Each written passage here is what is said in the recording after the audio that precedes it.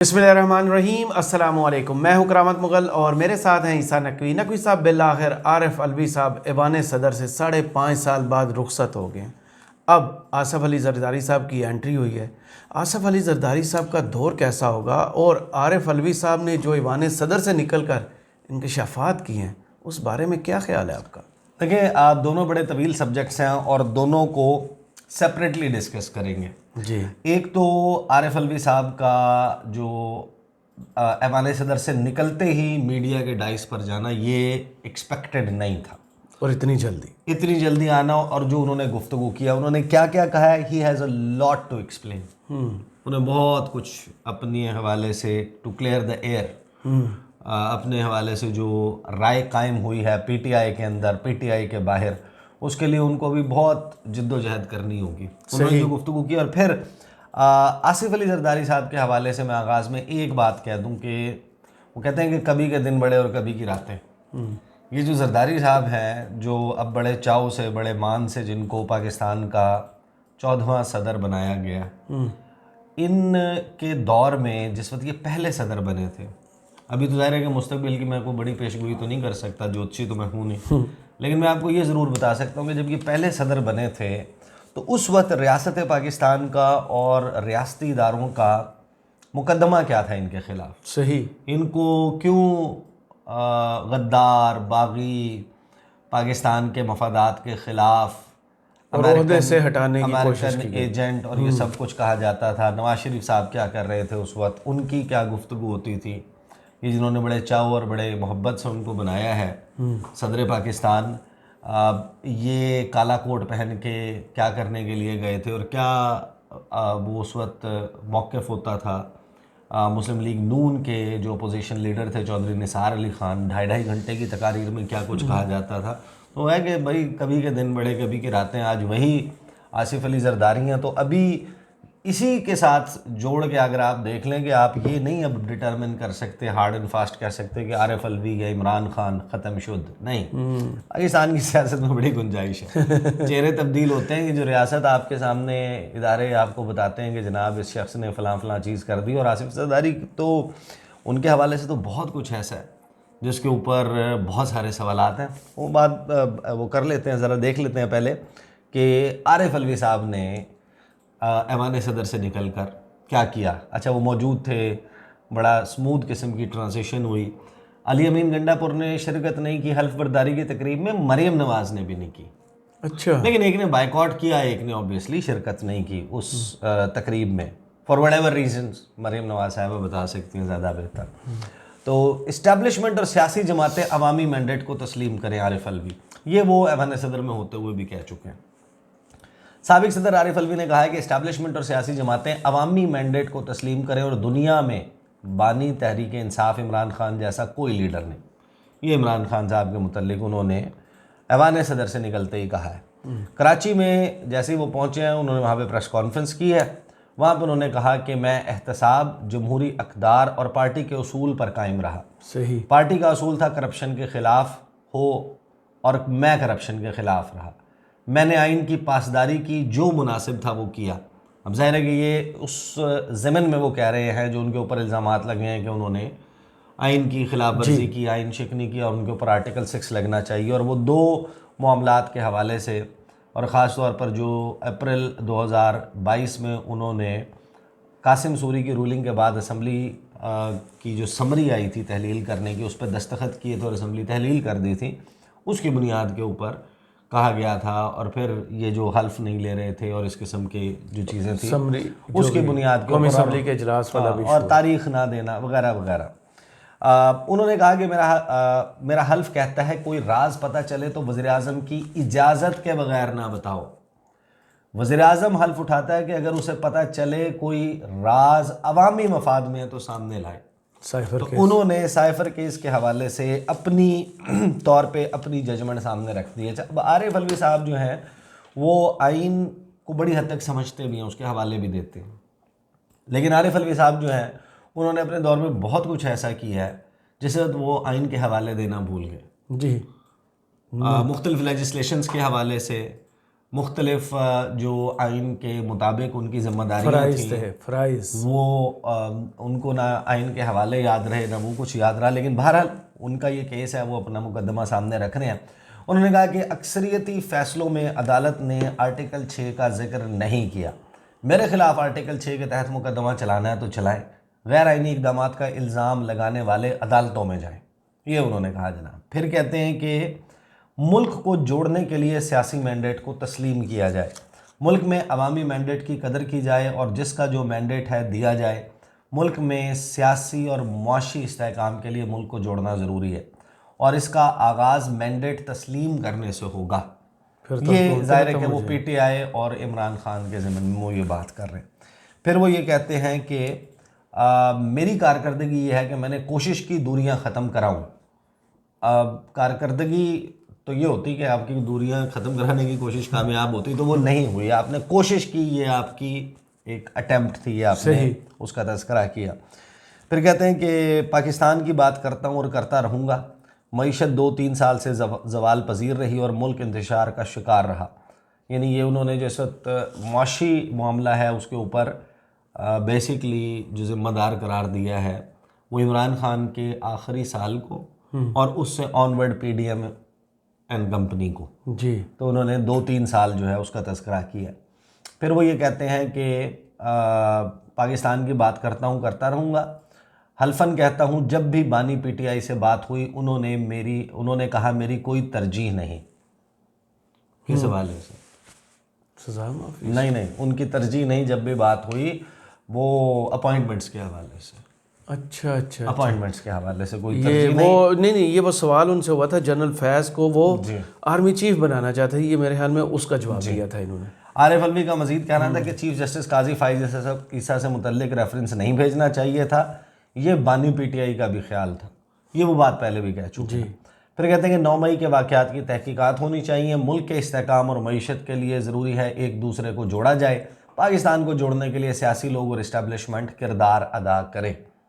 تو وہ تو ابھی فی الحال اس قسم کا کوئی تیور، اس قسم کا کوئی موڈ نظر نہیں آتا۔ البتہ ایک بات انہوں نے بڑی دلچسپ کہی، وہ انہوں نے کہا کہ میں نے اپنے وکیلوں سے کہہ دیا کہ وہ عدالت سے رجوع کریں اور میری ملاقات کا بندوبست کروایا جائے، میں عمران خان سے ملاقات کرنا چاہتا ہوں، اور میرے لیڈر تھے عمران خان اور ہیں اور رہیں گے، میں نے اتنا دیانتدار اور ایماندار آدمی نہیں دیکھا جو قوم کو اکٹھا کر لے، ایسی کوالٹی کسی میں نہیں ہے، دنیا میں بانی تحریک انصاف جیسا کوئی لیڈر نہیں۔ میں نے منع کیا تھا اسمبلی سے نہ جائیں، کے پی اسمبلی نہ توڑیں، یعنی خیبر پختونخوا اسمبلی اور مرکز کے بارے میں وہ یہ کہہ رہے ہیں کہ وہاں سے ریزگنیشن نہیں دینا چاہیے تھا، پنجاب کے حوالے سے انہوں نے یہ نہیں کہا، انہوں نے کے پی اسمبلی اور مرکز سے قومی اسمبلی سے استعفے دینے والی بات پہ کہا کہ میری رائے یہ تھی کہ نہ دیں۔ تو وہ ظاہر ہے کہ پی ٹی آئی کی جو پالیٹکس تھی اس میں اپنا ان پٹ اور وہ سب کچھ تو کر رہے تھے، باوجود اس کے کہ وہ صدر تھے اور صدر جو ہے وہ نان پارٹیزن ہوتا ہے، تو یہ بھی ایک آبویسلی ایک سوال ہے، لیکن ظاہر ہے کہ ایک انسان ہے، اس کی وابستگی ہے۔ اب یہ اس میں بڑا انٹرسٹنگ ہے کہ Imran Khan over a period of time ان سے متنفر ہو چکے ہیں، it's a fact, everybody knows. Aleema Khan کے ذریعے، شیر افضل مروت کے ذریعے، دیگر لوگوں کے ذریعے عمران خان کے بیانات تو مل گئے ہیں۔ اب ایک چیز بڑی انٹرسٹنگ ہوگی کہ عارف الوی صاحب کی اگر ملاقات ہو جاتی ہے تو اس کا مطلب کیا ہوگا؟ آپ نے دیکھا کہ عدالت نے جو ابھی ریسنٹلی سارے معاملے پہ اڈیالہ جیل کے حوالے سے اور وہاں پر عمران خان صاحب سے ملاقاتوں کے حوالے سے یہ کہا ہے کہ وہ جو ملاقاتیں وہ عمران خان سے پوچھ کے ہونی چاہیے، کون ملے گا کون نہیں ملے گا۔ اگر عمران خان ملنا چاہیں گے تو عارف الوی کی ملاقات ہوگی، چاہے ان کو اجازت مل بھی جائے۔ اچھا، تو اگر عمران خان ان سے ملاقات کرتے ہیں تو پھر بڑا انٹرسٹنگ ہوگا، اور یہ آبویسلی ڈیبیٹیبل سبجیکٹ ہے عارف الوی صاحب کا اوور آل جو ان کا ٹینیور ہے ایز پریزیڈنٹ آف پاکستان، وہ اس میں سے کس حد تک کیا کیا کچھ بتاتے ہیں، بتا سکتے ہیں، بتا نہیں سکتے، یہ ابھی آپ کو پتہ چلے گا۔ اب آ جاتے ہیں زرداری صاحب پہ۔ دیکھیں زرداری صاحب 14th پریزیڈنٹ آف پاکستان جی، وہ بن چکے ہیں، تقریب ہوئی وہاں پر، یہ اسموتھ ٹرانزیشن تھی، ظاہر ہے کہ آؤٹ گوئنگ پریزیڈنٹ بھی موجود تھے۔ علی امین گڈا پور صاحب نے جو ہے وہ بائک آؤٹ کیا، انہوں نے کہا کہ فارم 47 والا صدر تو میں نہیں مانتا، وہ ان سے ووٹ لے کے بنا جو سارے فارم 47 کے اوپر ایم این ایز بنے ہیں۔ مریم نواز صاحبہ نے بھی شرکت نہیں کی، تو ان کا البتہ بائک آؤٹ نہیں تھا، لیکن شرکت انہوں نے بھی نہیں کی اور کے پی کے اسکور لیول ہو گیا جی. چیف منسٹر نے بھی نہیں کی. زرداری صاحب جو ہیں وہ جب صدر بنے تھے، میں اس وقت ایوان صدر بھی، یعنی کہ میں پریزیڈنٹ کو بھی کور کرتا تھا اور پیپلز پارٹی بھی. اور پیپلز پارٹی کو بھی کور کرتا تھا. اور زرداری صاحب کا جو دور ہے اس میں ہماری ریاست کا یہ صرف موقف نہیں تھا، ان کا یقین تھا کہ یہ امریکہ کی ایما پر یہ شخص جو ہے وہ پاکستان کو بیچ رہا، اور نون لیگ کا بھی یہی موقف تھا. اچھا. اور اس کے بعد بہت سارے انسیڈنٹس دیکھیں. جب زرداری صاحب صدر بنے ہیں تو ایک friends of democratic Pakistan forum بنا تھا، FODP جی، جس کے تحت پاکستان کے لیے انٹرنیشنلی سپورٹ اکٹھی کرنا، پاکستان کو پیسے شیسے یہ وہ فراہم کرنا، یہ ساری کہانی تھی. اس کے بیک اینڈ پہ اینڈ فالو اپ میں اراؤنڈ دیٹ ایک لیجسلیشن ہوئی تھی امریکہ میں، کیری لوگر برمن لیجسلیشن. 5 سال کے لیے $1.5 ارب سالانہ کی پاکستان کو پیسے ملنے تھے. اب امریکہ جو پیسہ جو ہے وہ دیتا ہے وہ، ہاں کیری لوگر بل جو ہے وہ basically Kerry Lugar Berman legislation تھی. جی جی بالکل. 3 لوگوں کی لیجسلیشن تھی اور وہ اڈاپٹ ہو گئی تھی اور پاکستان کو اچھے خاصے پیسے ملنے تھے. وہ کہتے ہیں کہ وہ پورے تو ملے نہیں تھے، نہ کولیشن سپورٹ فنڈ کے پورے ملے تھے. البتہ اس دور میں پیسے کی ریل پیل بہت تھی اور ڈرون اٹیکس بہت تھے، دہشت گردی بہت تھی. دہشت گردی بہت تھی. پاکستان میں سب کو معلوم ہے کہ اس وقت امریکہ کا ایک جاسوسی کا نیٹ ورک دندناتا پھر رہا تھا. اور بہت سارے لوگ ظاہر ہے کہ پوچھتے ہیں کہاں سے آ گئے یہ اتنے زیادہ. ایک تو ظاہر ہے کہ اس کا ٹریس آپ کو ملتا ہے کہ جب ارتھ کویک آیا پاکستان میں، اکتوبر 2005 کا زلزلہ تھا، 8 اکتوبر 2005 کا زلزلہ. اس کے بعد INGOs انٹرنیشنل NGOs پاکستان میں آئی اور پھر ان کے لبادے میں، ان کے رینکس میں بہت سارے لوگ انڈر کور یہاں پر آئے اور انہوں نے طرح طرح کی چیزوں پر پاکستان میں کام کیا. مثلاً LGBTQ اور وہ وغیرہ وغیرہ، اس کے اوپر، اس کی پروموشن کے اوپر پاکستان میں کام کیا گیا. ڈیجیٹل میپنگ کی گئی پاکستان کی. پاکستان میں جو ڈرون اٹیکس ہوتے تھے آبویسلی ان کے لیے بہت ساری چیزیں، لوازمات، لوکیشنز، یہ سب کچھ فراہم کرنا. اور پاکستان میں بہت سے دہشت گردی کے واقعات مسٹری ہیں آج بھی. اور اس میں بلیک واٹر کے کے ایجنٹس کی پاکستان میں موجودگی سب کو معلوم ہے، اس سے کوئی انکار نہیں کر سکتا. بالکل ایسے ہی ہے. اب پیپلز پارٹی کہتی ہے کہ ہم تو نہیں لائے، لیکن یہ تو پرویز مشرف کے دور میں آئے تھے. لیکن آپ کو ریاست آپ کی یہ بتاتی ہے اور ادارے یہ بتاتے ہیں کہ انہوں نے جس شخص کو پاکستان کا سفیر لگایا تھا امریکہ میں، حسین حقانی، وہ بیک اینڈ کے اوپر بہت کچھ کر رہا تھا. اس وقت آپ کو ریاست اور ریاستی ادارے یہ بتاتے تھے کہ وہ جو مائک پومپیو ہے، مائک پومپیو کہہ رہا ہوں، مائک ملن جو ہے، اس کو جو نوٹ بھیجا تھا، جو میمو لکھ کے بھیجا تھا، اس میں یہ سب کچھ تھا. پھر منصور اعجاز آیا، پھر یہاں پر کیس چلا اور پھر وہ کس طریقے سے ہیلی کاپٹر میں اس کو روانہ ان کو کر دیا گیا حسین حقانی کو، اور ان کا جو پاکستان سے جانا ہے. یہ وہ سوالات ہیں جن کا جواب شاید کبھی بھی کسی کو ڈیفینیٹ ٹرمز میں نہ ملے. صحیح. لیکن پاکستان میں یہ ریاستی اداروں نے بتایا اور کنکلوڈ کیا کہ اصول یہ ہے کہ جو بھی شخص ہے وہ پاکستان آنا چاہتا ہے، یا ہم پاکستانی جو ہیں وہ کسی اور ملک میں جانا چاہتے ہیں، تو جو اس ایریا کے لیے یا اس ملک کے لیے ڈیزگنیٹڈ ایمبیسی یا ہائی کمیشن ہوتا ہے، آپ کو ویزا وہیں سے اپلائی کرنا پڑتا ہے. مثلاً میں پاکستانی ہوں، میں نے امریکہ جانا ہے، تو میں برطانیہ جا کے امریکہ کا ویزا اپلائی نہیں کر سکتا، مجھے پاکستان سے ویزا اپلائی کرنا ہے. بالکل ایسے ہی.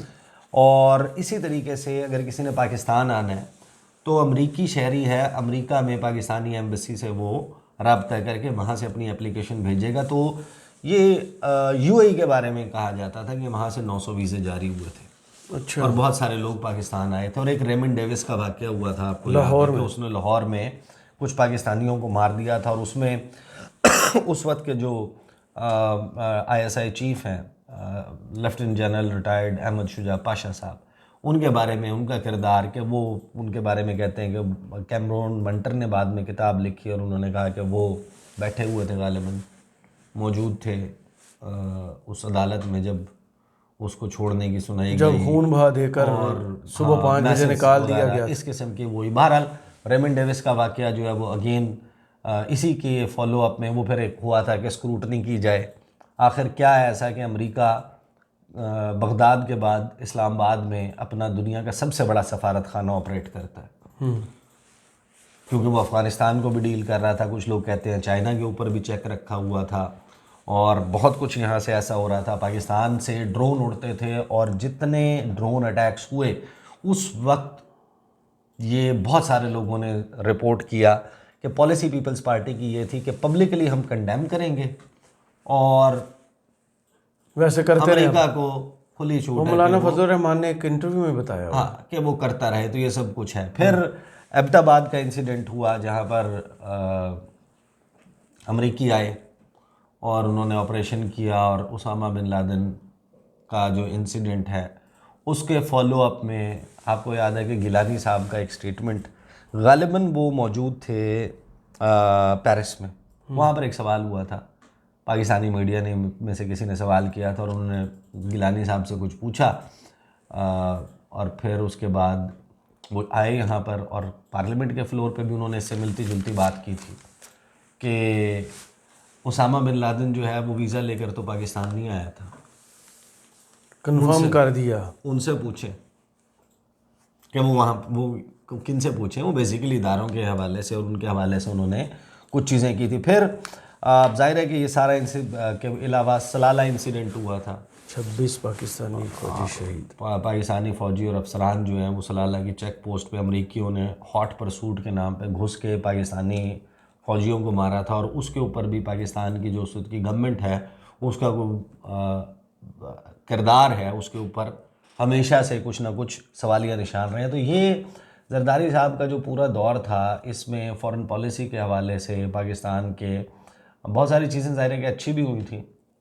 مثلاً سی پیک جو ہے اس کے جو آغاز کی میٹنگز تھیں اس میں زرداری صاحب تھے نا موجود, وہ زرداری صاحب کے دور میں وہ سب کچھ ہوا تھا. پھر مزید جو ہے وہ غالباً ایک دو اور چیزیں بھی ہیں, ایسی چیزیں بھی ہیں. عدلیہ بحال ہوئی تھی, یہی یاد پڑتا ہے اچھی. نہیں اور بھی تھے ایسے. ایسا نہیں ہے کہ بالکل ہی پورا ہی آگے کا آوا بگڑا ہوتا ہے. ظاہر ہے کہ کچھ نہ کچھ چیزیں تو پازیٹیو بھی چل رہی ہوتی ہیں. البتہ میں ریاست کے مقدمے کی بات کر رہا ہوں کہ جو ریاست پاکستان تھی, آپ کو پتہ ہے کہ کمیشن بنے تھے, میمو گیٹ اور اس کی تحقیقات اور فلاں چیز, اور جناب کالا کوٹ پہن کے نواز شریف پہنچ گئے تھے, اور نواز شریف جو آج یہ سارے لوگ ان کو مل کے بنا رہے ہیں صدر پاکستان, ان لوگوں کی جو تقاریر ہیں ان کی اگر آپ صرف سپیچز آرکائیو سے قومی اسمبلی سے نکال لیں, ایچ ون آف دیم, کون سا خواجہ اور کون سے احسن اقبال اور کون سے فلاں اور کون سے ڈھمکا, وہ جناب جو چودھری نثار صاحب ہیں وہ 2.5 گھنٹے سے پہلے اترتے نہیں تھے. اور زرداری صاحب کی شان میں جو گفتگو کی جاتی تھی نون لیگ کی طرف سے مختلف جلسوں میں, جلوسوں میں, ٹاک شوز میں, پارلیمنٹ میں, تو آج آپ دیکھیں کہ انہوں نے اپنے ہاتھ کا چھالا بنا کے آصف زرداری کو ایوان صدر میں پہنچایا. اسی آصف زرداری کو جس کا پیٹ پھاڑ کے آپ نے اربوں ڈالر ملک کا لوٹا ہوا وہ واپس لانا تھا, وہ سرے محل کے قصے, وہ مسٹر 10%, وہ مسٹر 40%, پھاڑنے سے پہلے وہ ہضم ہو چکا تھا 70%. تو یہ تو بھائی کبھی کا دن بڑے کبھی کی راتیں. آج آصف زرداری صاحب کا جیسا کم بیک ہوا ہے ان تمام چیزوں کی, یہ جو میں آپ کو بتا رہا ہوں, یہ اس وقت کے جو لوگ ہیں ان سے پوچھیں گے کتنے تھورنی سبجیکٹس تھے اس وقت کے. صحیح. تو اگر Asif Zardari can make it back to the presidency, تو ہمارے ہاں چند چہروں کی تبدیلی کے ساتھ, اداروں میں کچھ لوگوں کی تبدیلی کے ساتھ جو موقف ہے مختلف سیاسی شخصیات, اور اس وقت کی ضرورت کے مطابق کب کس کو کیسے مواقع مل جائیں, تو یہ آپ کو ضرور بتاتا ہے کہ وہ ہے نا کہ میں آج اگر زد پہ ہوں تو خوش گما نہ ہو, چراغ سب کے بجھیں گے ہوا کسی کے نہیں. تو وہی صورتحال ہے جناب. اب دیکھتے ہیں کہ زرداری صاحب کتنا عرصہ اور کیسے ایوان صدر میں رہتے ہیں, اور کتنے وہ تگڑے ہوتے ہیں جب وہ ایوان صدر میں. صحیح. بہت شکریہ عیسیٰ نقوی آپ کے تجزیے کا. کمنٹس باکس میں ضرور بتائیے گا یہ ویڈیو آپ کو کیسی لگی. اجازت دیجیے, اللہ حافظ.